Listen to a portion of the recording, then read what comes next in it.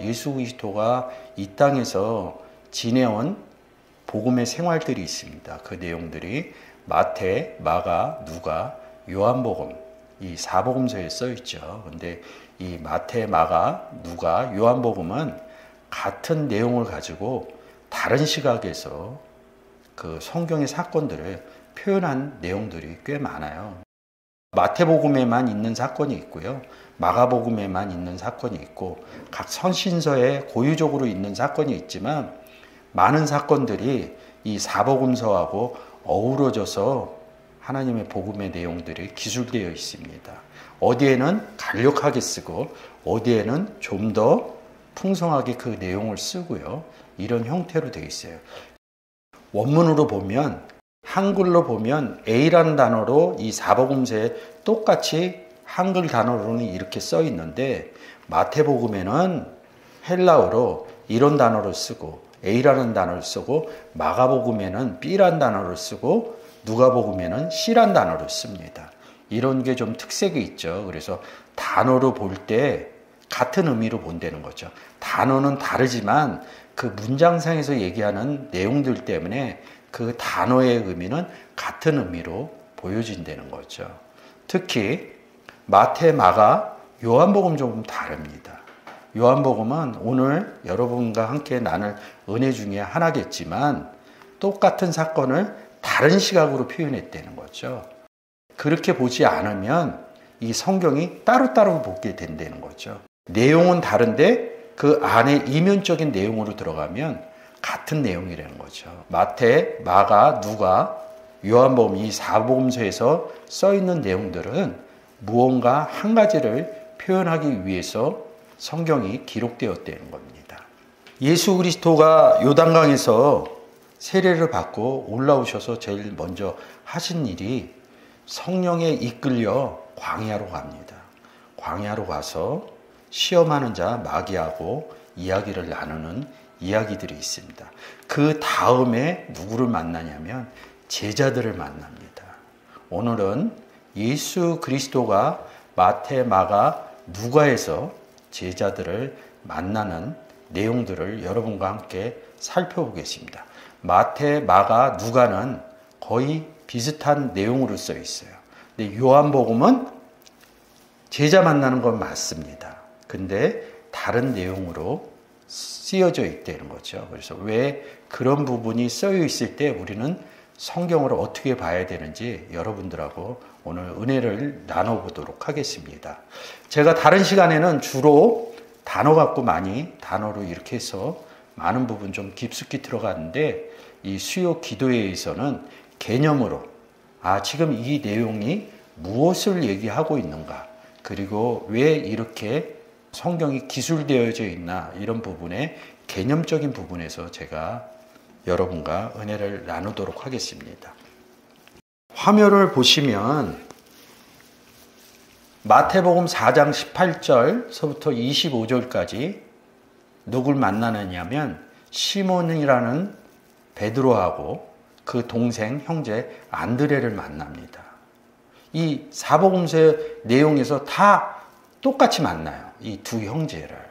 마태복음 4장 18절서부터 25절까지, 마가복음 1장 16절에서 20절까지, 누가복음 5장 1절에서 11절까지, 그리고 요한복음은 1장 35절에서 42절까지 이렇게 써 있습니다. 요한복음 좀 다르죠. 제가 보면서 설명을 드릴게요. 마태복음 4장 18절에 갈릴리 해변을 다니시다가 두 형제 곧 베드로라 하는 시몬과 그 형제 안드레가 바다에 금을 던지는 것을 보시고 그들은 어부라 이렇게 써 있습니다. 이 두 형제는 바다에서 고기 잡는 어부였답니다. 이 성경에서 어부와 바다의 의미는 또 다른 내용이 있습니다. 예수 그리스도가 가셔서 19절에 말씀하시되 나를 따라오너라. 내가 너희를 사람 낚는 어부가 되게 하시리라. 이렇게 얘기를 했더니 그들인 시몬과 안드레가 그물을 버려두고 예수를 따르니라. 21절에 거기서 더 가시다가 다른 두 형제 곧 세베대 아들 야고보와 그 형제 요한이 그 아버지 세베대와 함께 배에서 그물을 깁는 것을 보시고, 위에도 그물 나오죠. 배 나오죠. 이런 부분들을 잘 눈여겨서 보시면 좋을 것 같습니다. 그들이 곧 배와 아버지를 버려두고 예수를 따르니라. 시몬과 안드레도 따랐고요. 그 다음 누가 따른 거예요? 야고보와 요한도 따랐다는 거죠. 제자 만나는 사건입니다. 23절에 천국 복음을 전파하시며 이런 얘기가 있습니다. 다시 마가복음 1장 16절을 보겠습니다. 갈릴리 해변으로 지나시다가 시몬과 그 형제 안드레가 바다에 그물 던지는 것을 보시니 그들은 어부라. 예수께서 이르시되 나를 따라오라. 내가 너희로 사람 낚는 어부가 되게 하리라. 사람을 막 낚습니까? 그런 얘기 아니죠. 곧 그물을 버려두고 따르니라. 19절 조금 더 가시다가 세베대 아들 야고보와 그 형제 요한을 보시니 그들도 배에 있어 그물을 깁는데 곧 부르시니 그 아버지 세베대를 품꾼들과 함께 배에 버려두고 예수를 따라가니라. 그냥 예수를 영접한 거로 보시면 됩니다. 결론적으로는. 누가복음에서는 조금 달라요. 누가복음 5장 1절입니다. 무리가 옹이하여 하나님 말씀을 들을새 예수는 게네사렛 호숫가에 서서 이르니까. 갈릴리 해변이라고 그랬죠. 마태복음과 마가복음은 갈릴리 해변이라고 그랬어요. 근데 같은 문장이라고, 같은 내용이라고 제가 얘기를 했습니다. 그리고 해변이라고 하면 바닷가예요. 근데 5장 2절 보면 호숫가 2배가 있는 것을 보시고 이럽니다. 여러분이 게네사렛이나 갈릴리나, 게네사렛은 갈릴리 해변 중 한 마을입니다.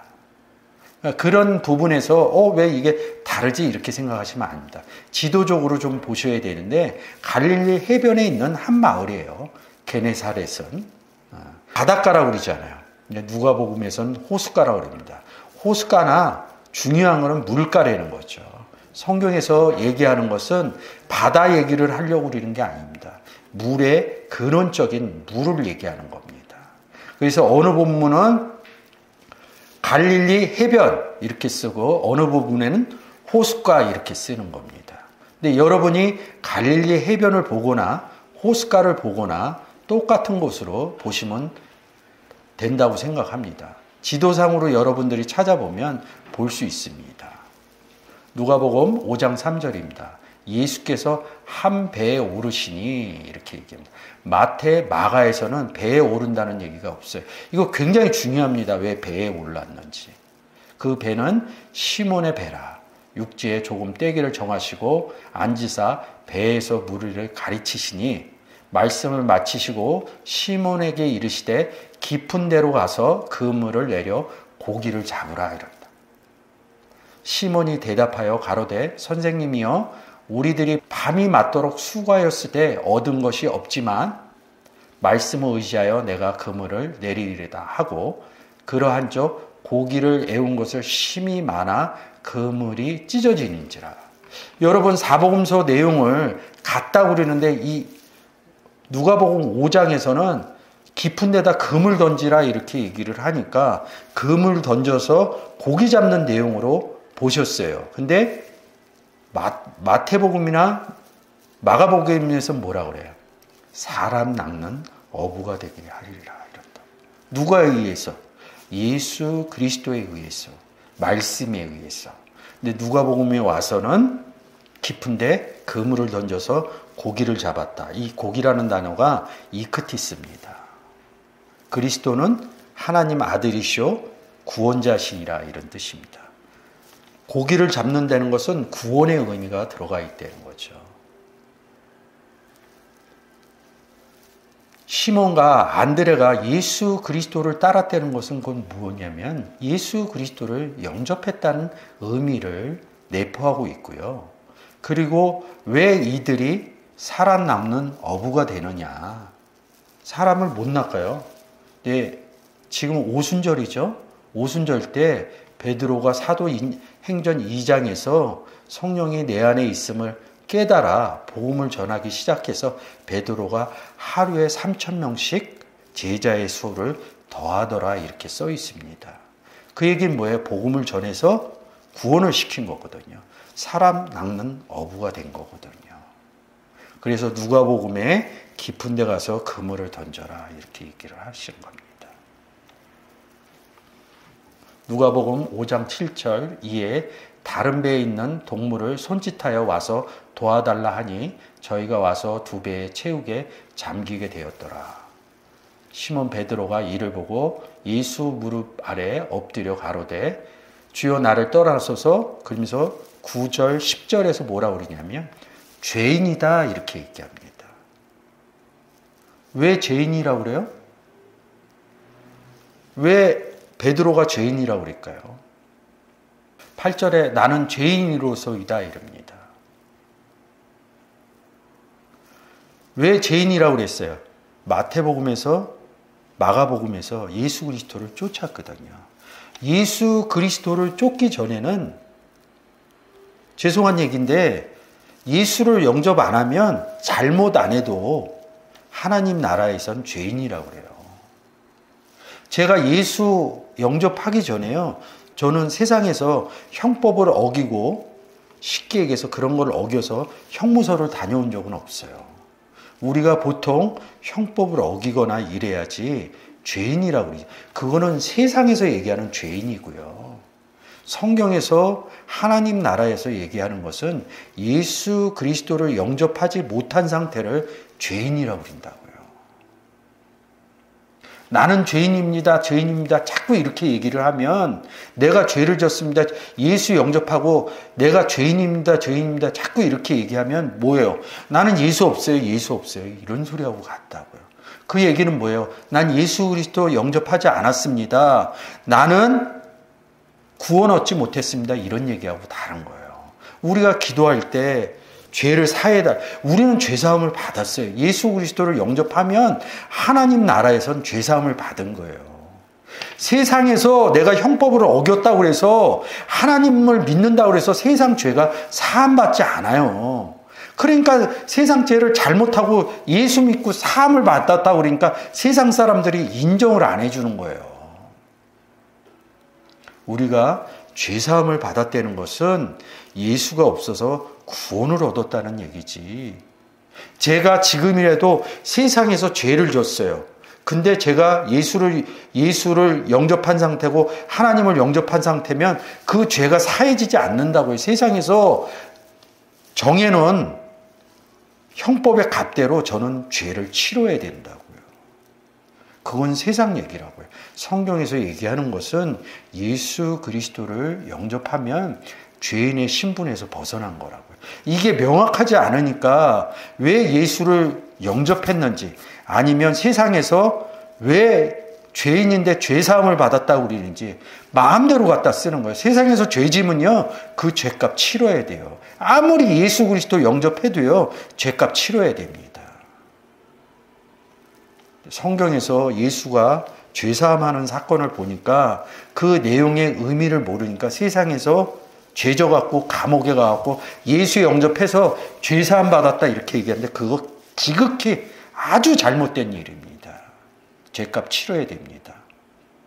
만약에 세상에서 죄를 져서 형무소를 갔는데 하나님 은혜 주셔갖고 제가 형무소에서 예수 그리스도를 영접했으면 더 많이 참여하고 더 많이 세상 가운데서 죄 지은 것을 더 많이 고백하고 미안해하고 회개하고 이래야죠. 그게 하나님 믿는 사람 아닙니까? 그리고 지자들이 세상에서 현자들이 살다가 요만한 잘못하면 그분들은 항상 사과하고 고백하고 이럽니다. 근데 조금이라도 잘못했는데 사과하지 않고 많은 사람들이 그런 사람들 대부분 뻔뻔한 사람들이에요. 자기가 옳다고 그러고. 근데 세상 현자들도 어떻게 완벽하게 살 수가 있겠어요? 세상 가운데 좀 잘못하는 일이 있으면 현자들은 꼭 잘못했다고 사과하고, 그리고 지도층에 있는 사람들, 일반 사람들은 잘못하면 그냥 죄송합니다, 죄송합니다 이렇게 하고 다니면 돼요. 근데 세상 가운데 일반 사람들을 이끌어가는 사람들이 잘못했을 때는 어떻게 해요? 기자회견 열어서 많은 사람 앞에 이렇게 수그리고 90도로 인사하잖아요. 잘못했다고, 용서해달라고. 일반 사람은 그렇게 하지 않잖아요. 그게 사회 지도층이에요.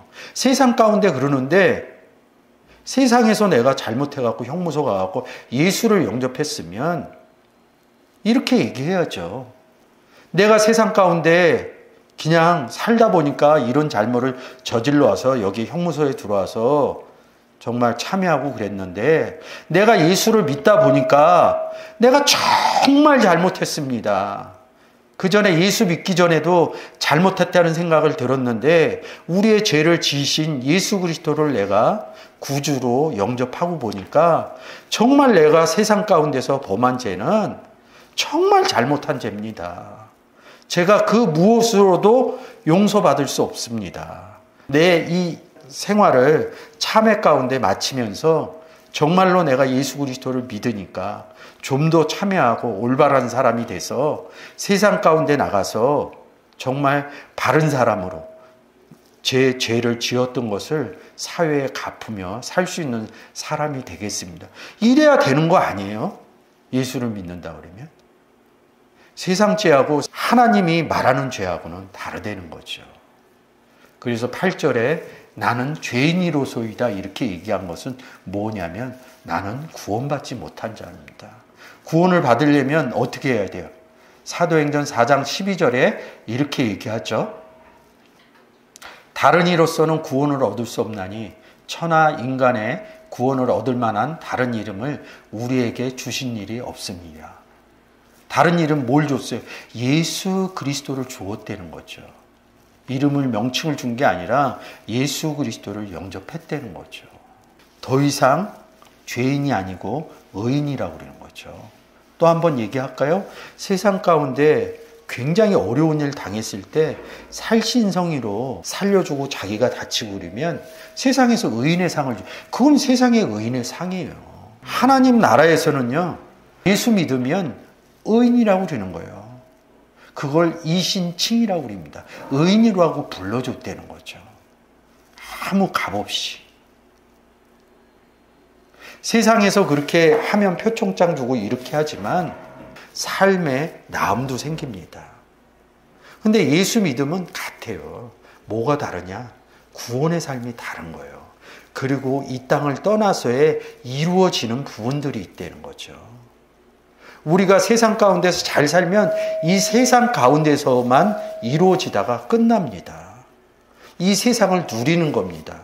어느 학문도 우리가 이 땅에 오기 전 상태하고 우리가 이 땅을 다 살고 나서 떠나겠죠.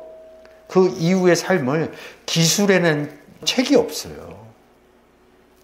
성경만이 우리가 이 땅을 떠나서 어떻게 돼 있다 이런 부분을 기술해놓은 책은 성경책뿐이 저는 못 봤습니다. 그런 내용들이 또 굉장히 함축적으로 그리고 딱딱 이치가 맞게 기술되어져 있다는 거죠. 세상 죄인이나 세상 의인하고는 하나님 나라에서 죄인하고 의인은 다르다는 거죠. 구원을 얻었을 때 의인이라고 그럽니다. 베드로가 나는 죄인이라는 거예요. 세베대의 아들로서 시몬의 동업자인 야고보와 요한도 놀랐습니다. 아까 마가복음에서 뒤에서 베드로, 시몬과 그 동생하고 같이 사람 낳는 어부가 되리라. 그리고 또 누구 만나요? 야고보와 요한 만나는 거죠. 여기 똑같이 썼잖아요. 예수께서 시몬에게 일러 가라사대 때 무서워 말라. 이제 이후로는 내가 사람을 취하리라. 사람을 낚는 어부가 되리라. 사람을 취하리라. 여기 사람을 낚는 어부가 되게 하리라. 사람을 취하리라. 근데 이 본문을 비교해서 보지 않으면 그냥 읽을 때는 알아요. 근데 왜 그렇게 썼냐 이거죠. 똑같은 내용을 좀 다르게 쓴 거예요. 여기 보면서 나는 죄인이로소이다 이렇게 얘기합니다. 죄인이기 때문에 쫓은 거예요. 예수를 쫓는 거예요. 예수 영접했다는 얘기예요. 이 앞에서 금을 긴고 있는 상태가 어떤 상태냐 이거죠. 금을 던지는 거 보고 그들은 죄인은 어부라는 거죠. 죄인인 어부가 있고 의인인 어부가 있는 거죠. 그래서 사도행전에서 오순절날이 돼갖고 16개국에 모인 사람들에게 복음을 전해서 3,000명씩 제자의 수가 더하더라. 살아남는 어부가 됐잖아요. 어디에서 만났어요? 다 호숫가나 갈릴리 해변, 바닷가에서 만났다고요. 갈릴리 해변 그러면 게네사렛 그 도시가 이렇게 점 찍혀 있어요. 그러면 같이 보는 거예요. 여기는 내용을 모르니까 왜 저기는 갈릴리 해변이라고 그래? 그리고 왜 여기는 게네사렛 호숫가라고 그래? 바닷가, 갈릴리 바다, 갈릴리 호수 이렇게 써 있다고요. 근데 우리 개념에 바다하고 호수하고 같아요? 다르잖아요. 바다는 소금기가 들어가 있는 거고 바닷물은, 호숫가는 소금기 빠져 있는 거잖아요. 그건 세상에서 얘기하는 거. 성경에선 호숫가나 바닷가나 같다는 거죠. 그리고 소금의 문제가 아니라 물의 문제라는 거죠. 소금의 문제는 소금 얘기하면서 마가복음 9장을 가면 소금을 예수 그리스도라는 표현이 있어요. 뭐 그거랑 연결해서 또 얘기하면 보이는데 뭐 그거는 차후에 제가 또 말씀드리도록 하고, 마태, 마가, 누가복음은 조금은 다르지만 베드로하고 만나는 바닷가에서 호숫가에서 만나는 이런 부분을 봤어요. 누가 요한복음을 평할 때 이상하게 평해요. 잘 모르니까. 그러면 제가 요한복음 1장 35절에서부터 읽어보겠습니다. 이튿날 요한이 제자 중 두 사람과 함께 섰다. 어느 요한이? 세례 요한 얘기하는 겁니다. 예수의 다니심을 보고 말하되 보라 하나님의 어린 양이로다. 예수 그리스도를 하나님 어린 양이라는 거예요. 두 제자가 그의 말을 듣고 예수를 쫓거늘 예수께서 돌이켜 그 쫓는 것을 보시고 물어 가라사대 무엇을 구하느냐. 가로되 랍비여 어디 계시오니까. 랍비는 번역하면 선생이라. 예수께서 가라사대 와보라. 그러므로 저희가 가서 계신 대로 보고 그날 함께 거하니 때가 제 10시쯤 되었더라. 요한의 말을 듣고 예수를 쫓는 두 사람 중 하나는 시몬 베드로 형제 안드레. 여기 똑같잖아요. 두 형제 베드로와 형제 안드레. 바닷가에서 만났는데 여기서는 세례 요한하고 있다는 거야. 그럼 세례 요한이 바닷가예요? 아니잖아요. 지금 세 문장에서는 바닷가 갈릴리 호수 물을 얘기를 했고 여기에서는 세례 요한을 얘기한다고요. 두 제자가 시몬과 베드로를 만나는 것을 마태, 마가, 누가에서는 해변가, 물가에서 만난가를 얘기를 하고 요한복음에서는 누굴 얘기해요? 세례 요한과 있다 만난 거예요. 세례 요한과 있다가 예수를 만난 거고요. 마태, 마가, 누가는 바닷가에 있다가 만난 거예요. 이거 나중에 성경이 알게 되면 세례 요한과 바닷가의 의미를 찾아냅니다. 여러분도 찾을 수 있습니다. 성경이 잘못됐느냐? 완전히 문장으로 보면 잘못됐잖아요. 근데 제가 항상 얘기하듯이 성경은 하나님의 감동에 의해서 써있다. 예수를 안 믿는 사람은 성경 틀렸어 이러면 괜찮아요. 제가 볼 때는. 근데 예수를 영접하고 하나님을 믿는 사람은 성경 틀렸어 이거 쓰면 안 됩니다. 제가 분명히 얘기하는데 쓰면 안 됩니다. 여러분 세상 살면서 다 압니까? 내가 지금은 모르는데 시간이 지나면 알아지는 게 있다는 거죠. 지금 이해가 안 돼요. 세상 문법으로도. 회사를 다니거나 학생으로 공부할 때 이거 왜 그래요? 왜 이렇게 돼 있어요? 근데 공부했더니 왜 그래요 소리 안 해. 그냥 당연한 거야. 근데 모를 때는 왜 그래요? 그 얘기가 뭐냐면 성경 잘못되어 있어요. 이렇게 얘기하는 거 똑같다는 거. 성경에 대해서 얼마나 안다고요? 절대 성경은 완벽합니다. 우리가 성경에 대해서 어려서 그 의미를 파악하지 못해서 그렇지, 분명히 숨은 의미와 같은 내용이 같잖아요. 베드로하고 안드레 만나는 얘기 아니에요. 마태복음 4장 21절 거기서 더 가시다가 이릅니다. 마가복음 1장 19절 조금 더 가시다가. 이 원문으로 보면 이 단어가 뭐냐면 프로바이노라는 단어입니다. 이 프로바이노라는 단어는 어디에서 오냐면 발이라는 단어에서 와요. 딱 한 구절만 써 있어요. 발. 939번. 발만 써 있는데, 여러분 제가 항상 얘기하듯이 발이나 손이나, 이 발하고 손 어디 달려 있어요? 몸에 달려 있죠. 발을 얘기하거나 손을 얘기하거나 손가락을 얘기하거나 다 몸을 생각하면 됩니다. 발을 얘기하거나 손가락을 얘기를 하면 손가락의 의미를 찾으려고 그래요. 큰 의미로 보면 그냥 몸의 의미를 찾으면 그 문장이 풀립니다. 성경은. 발 갖고 뭐 하겠어요? 복음을 전하는 발이요. 그런다고. 프로바이노 이런다고. 발 갖고 앞으로 갔다는 뜻입니다. 지금 더 가시다가 누굴 만나요? 베드로하고 요한이죠? 베드로하고 안드레죠? 요한복음 10장에서 이런다고. 양은 주의 음성을 듣는다. 누구한테 얘기를 하냐면 제자들을 양이라고 그래요. 그래서 요한복음 21장에 내 양을 먹여라, 내 양을 치라, 내 양을 먹이라 3번을 얘기를 해요. 제자들 보고 양육하라고, 복음 전하라고. 예수 그리스도가 양이지만 제가 항상 얘기하잖아요. 하나님 빛이시고 예수 그리스도 빛이시고, 우리 보고 뭐라 그래요? 빛이라고 그러죠. 예수 그리스도인 빛 안에 들어가서 빛이라는 거죠. 요한복음 1장 36절에 하나님의 어린 양이로다 이렇다. 예수 그리스도가 양이라는 거죠. 예수 그리스도가 빛이라는 거죠. 우리가 예수를 영접했을 때 예수 그리스도 안에 들어간 거거든요. 그래서 우리도 양이 되는 거예요. 더 가시다, 프로바이노 이렇게 얘기한다. 정면으로 갔다는 거예요. 앞으로 걸어갔다는 거죠. 걸어가서 누구 만났어요? 베드로하고 만난 다음에 더 누구 만난 거예요? 요한하고 제자 만난 거죠. 이 더 가시다가 이 단어에서 한 번 더 나가면 프로바톤 해갖고 양이라는 단어가 나와요. 그러니까 발이라는 단어에서 더 가시다가라는 단어가 있고, 이 단어에서 파생된 단어가 뭐예요? 양이라는 단어예요. 더 가시다가 제자들을 만난 거예요. 이 제자가 누구예요? 우리는 양 같아서 이런다. 하나님 예수 그리스도의 제자들을 양이라고 그럽니다. 이렇게 사복음서는 똑같은 내용 같고 조금씩 마태, 마가는 거의 유사하게 해놨어요. 누가복음은 배에 올랐다. 배에 올랐다는 소리 없거든요. 배에 올랐다 이것도 전치사 붙여갖고 씁니다.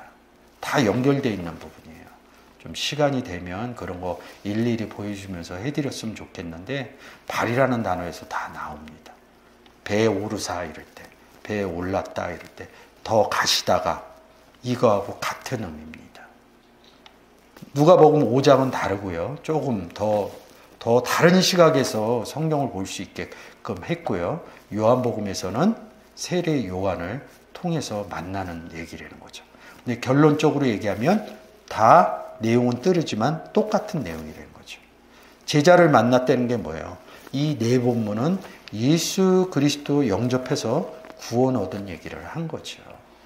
이 마태복음 4장에서 이렇게 얘기를 하고 5장에서 산상수훈 제자들을 가리키기 시작합니다. 제자들이 생겨야지 가리키죠. 그래서 4장에서 제자들 만난 이야기를 써놓은 겁니다. 영접한 다음에 산상수훈에서 예수 그리스도를 영접했으면 성경을 통해서 배움이 이루어져야 된다는 뜻입니다. 여러분들이 오늘 마태, 마가, 누가, 요한복음을 통해서 제자들 만나는 사건을 통해서 같은 의미로 보시고, 제가 얘기한 팩트는 왜 갈릴리 해변가 뭡니까? 게네사렛 호숫가 지도로 한번 찾아보시고요. 왜 물가에서 만났는데 세례요한과 똑같은 다니던 두 제자를 영접하는가 이런 부분 보고요. 앞에서는 그냥 얘기를 해서 영접을 했고 요한복음에서는 예수께서 와보라. 그리고 38절에서 보면 물어봐요. 물어보는 얘기도 있고 두 제자가 그 말을 듣고 이런다. 그리고 더 재밌는 건 뭐예요? 세례요한이 막 세례 주고 다녔거든요. 근데 왜 안 쫓아가? 왜 안 쫓아가냐고. 하나님의 어린 양이라고 그러는데. 성경을 이런 부분에서 의문점을 갖지 않으면 세례요한은 대단한 선지자다 이렇게 포장이 돼서 나간다. 아무리 대단해도요. 예수 그리스도 영접 안 하면 하나님 나라에서는 꽝이에요. 꽝. 아무리 대단한 일을 했어도 예수 그리스도 안 쫓아가면요. 꽝이에요. 다른 일로서는 구원이 이루어지고 난 다음에 하나님 나라 천국 얘기를 할 수 있는 거지 예수 그리스도 영접 안 하고 어떻게 천국에 대해서 얘기할 수 있냐는 거죠. 자기 식대로 생각하는 거죠. 세례 요한은 나중에 헤롯 대왕이 있어갖고 그 감옥에 갇힙니다. 거기서 목베인 사건이 일어나요. 순교했다고요? 그런 거 아닙니다. 제가 유튜브에 그 부분 해놓은 게 있습니다. 세례요한이 왜 목베임 당해서 죽는지, 왜 감옥에 갇혔는지, 죽었다는 의미가 뭔지 들어보지 못한 얘기니까 잘 보시면 은혜가 되시는 분도 있을 거고 아니면 이상한 소리 한다 이런 분도 있어요. 저는 뭐 성경을 기초로 해서 얘기를 했으니까 옳다 그러다가 아니라 제가 본 거를 얘기를 했으니까 뭐 제가 가끔 얘기를 하는데 아니면 가져오시라고요. 성경 본문 가져오셔서 같이 토론하셔도 저는 상관없어요. 예배 시간 피해서 오셔서 언제든지 찾아오셔서 저희 유튜브에 저희 교회 주소 있으니까 언제든지 찾아오셔서 본문 놓고 얘기할 때는 팩트인 본문을 가운데 놓고 어디에서 들은 얘기 어느 유명하신 분이 얘기한 거 가져오지 마시고요. 본인이 본 거 그거 성경에 있는 내용 갖고만 얘기할 자신이 있으면 오셔서 같이 은혜를 나누셨으면 좋겠습니다. 그분도 깨달아지고 저도 깨달아지고 오늘은 사복음서를 통해서 여러분들과 예수 그리스도가 제자를 영접시키는 사복음서의 내용을 보았습니다.